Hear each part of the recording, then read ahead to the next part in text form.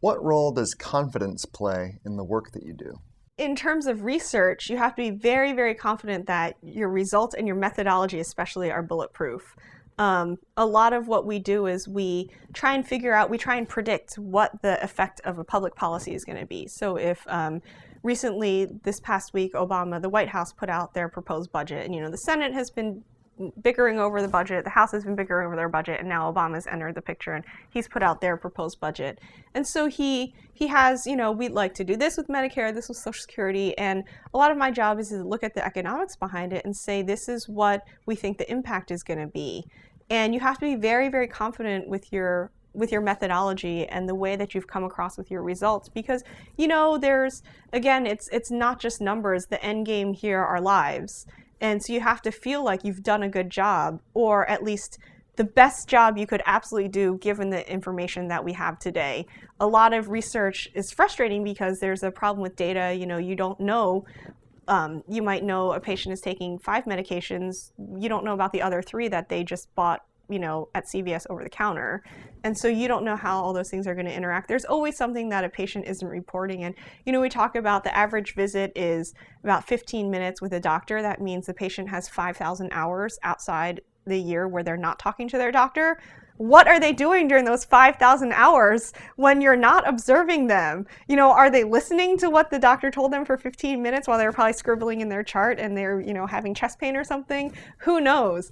And so it's really hard to make these prognostic decisions because you don't know you don't have all this data. So you have to, use the data that you have. You have to make some reasonable assumptions, and you have to be fairly confident that you've tried to incorporate every aspect of the unknown and account for the unknowns. And so maybe it's being confident in what you don't know and saying, here are the parameters of my estimate. And it's funny when you go to a congressional staffer, and in research you have an estimate and you always have they call them error bars. So like, this is, we know this is going to happen within this parameter and this parameter. And people hate that. They say, just give me what the number is. Is it $100? Is it $1,000? Right. You say, well, it could be anywhere between $2,000 to $5,000, and they just want the figure. And it's being able to go and explain why these numbers are the way they are, and they're called confidence intervals, and that's really what you're doing. It's like, what's your confidence in the estimate that you've produced, and at least feeling like you've done the best possible job. Mm-hmm. Is the way I feel confident in the work that I produce. Yeah, and how is that work translated into your love or hate of statistics?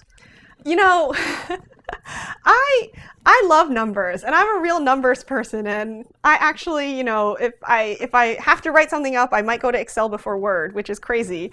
But it's the thing with statistics is that they can be really easily manipulated, and one group with one political bent may take the same numbers and come out with a completely different answer. And, oh, did you use propensity score matching? No, I use instrumental variables. And then you're in like a nerd fight over so a lot of what I do is try to be very comprehensive about my approach. It's like, oh, I did this, and I used that, and I did that, and I bootstrapped, so looking at all of them so that no one can say, oh, you just cherry picked a particular statistical methodology. I say, actually, I tried them all, and they all give fairly reproducible results. Or, oh, the results are so wildly different that we can't even predict what's going to happen.